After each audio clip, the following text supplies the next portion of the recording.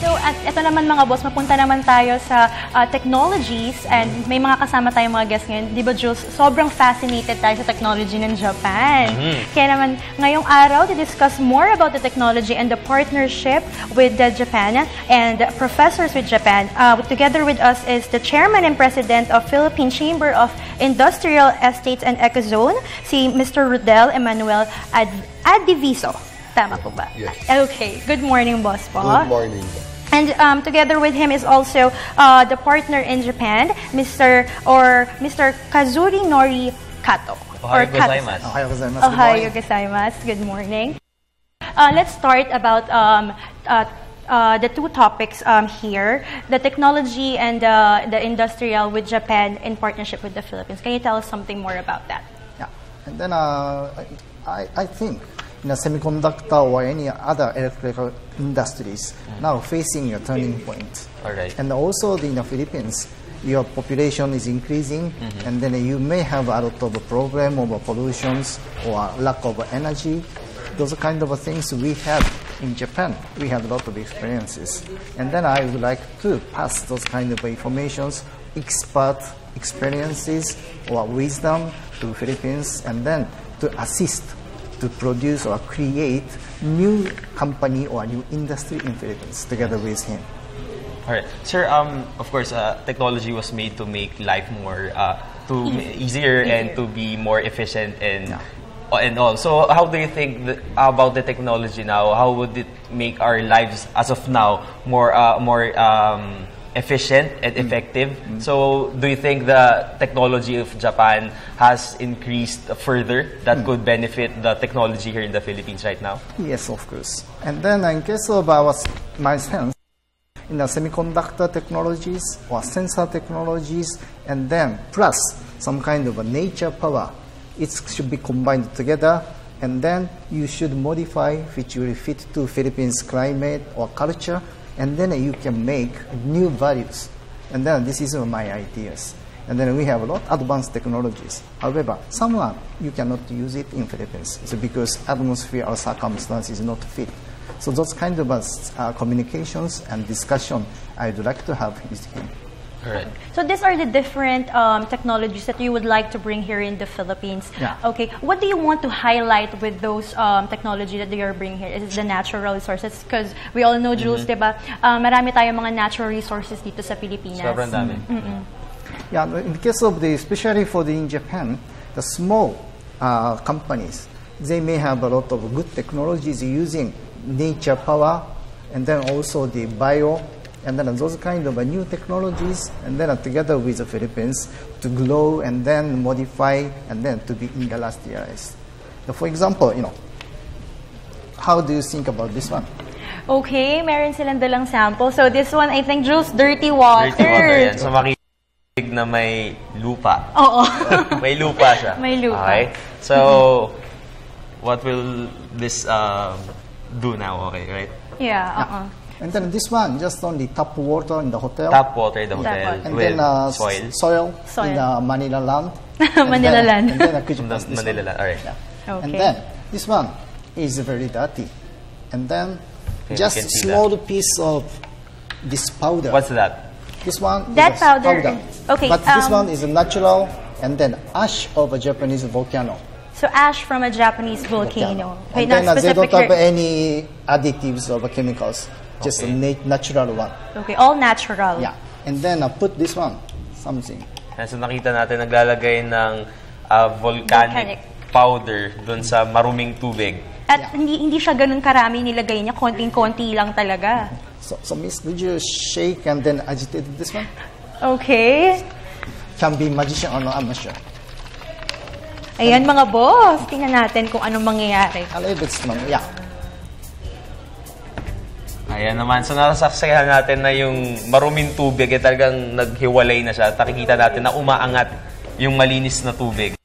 So sobrang amazing. Nakaka-amaze talaga, no? Okay. Imagine, in a few seconds lang yan, ha? Few seconds. At sobrang konti lang inilagay nila ng volcanic powder. At clear na siya.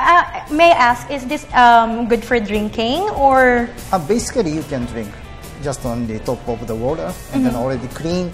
That means without any poison, you can drink. Alright. Okay. Kay Sir Rodel naman tayo. Sir, so nabanggit nga ni Laylin kanina na sobrang daming natural resources din ng Pilipinas. So, with this technology na nagde-develop ngayon, sa tingin niyo, sir, paano ba natin mas marirealize yung potential ng natural resources na meron ng Pilipinas?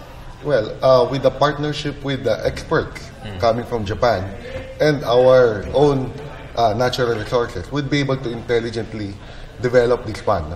That's why we are offering this event, so there will be partnership between the Philippine companies and the Japanese experts and companies from Japan who have the capability to be able to develop this here in our country. Okay. So that's the intention. Okay. With this, this one is under the Reboot Philippines 2014, right? Yeah. There will be a twin event on March 24-26. That's technology trends and transitions. That will be introducing new technology, preferably from Japan because they are our partners right now.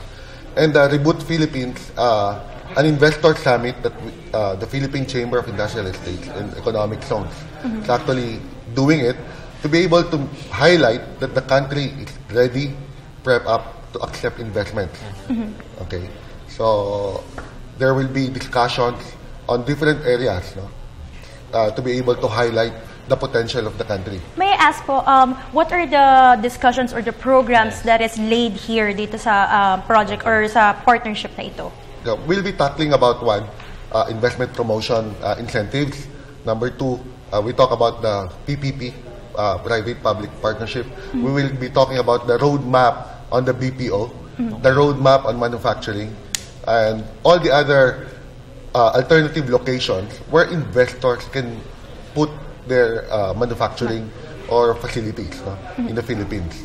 Because as you know, right now we're also running out of sites, no? But there are inventories being developed to be able to locate all these investments. Okay. Sir, sino ba yung pinaka-target market natin for this conference? The intention is to bring the manufacturing sector and prospective investors able to decide that Philippines is indeed a good place to go. So we will be highlighting all this in our two-day event. And then, of course, there will be a golf tournament to bring the CEO and the experts together after... For more integration. Yeah, to integrate and after learning all these things, because to be able to have a casual networking. All right. Okay. Okay, this one is March 24 to 26 at Mandarin Hotel. Mandarin Hotel. Okay. So sana sa lahat ng mga boss na nakikinig kayo, lalo na sa mga interesado pagdating dito sa mga teknolohiya na gusto pa natin ma-develop dito sa Pilipinas. So mattend tayo dito March 24 to 26 sa Mandarin Hotel. Tama. At idadagdag lang po, since na-mention nyo kanina na you want to develop a lot of sites din dito sa Philippines regarding the Japanese technology, what are the potential sites? Well, now there are developments now being initiated in the Laguna-Batangas corridor. Of course, there are projects already in Zamboanga and in Cebu. So these are the prime targets. No? But of course, the other areas can be developed as well. No? There are potential sites in Bacolod or Iloilo, as well as in the north. No? With the T-Plex now being developed, the infrastructure there. So there are a lot of open field that can be developed to be able to cater investments. No?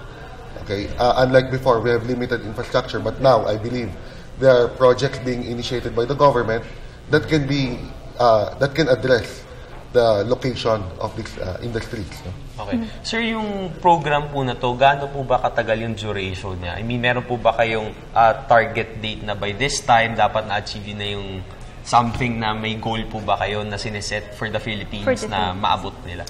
So far, we want to make it sustainable. Okay. Right now, we registered a very favorable and robust investment. No? So in the past, if you notice, no, we grew 7%, and then after that, all the investments, foreign direct investments, they registered all upwards. No? So the intention is to make it sustainable, so that the country would be able to attain more appealing, to become more attractive with this kind of investors. No? So hopefully we'll be able to achieve that, because now if we are running out of sites, that means that's good for the country. Alright. Okay. Mapunta naman po tayo sa technology ni Kato-san. Kato-san. Kato-san, what is, other than this one, the one that you showed us, what are the other technology that you want to promote here? Highlight more. In the symposium, you mean? The conference. Yeah. At that case, that we have a lot of good technologies for example, the electric generations. So new small generator in Japan we have a lot, and then you have a lot of rivers, and sometimes in a factory, the water is moving. So we can recommend how about to use this kind of a water flow to generate electricity.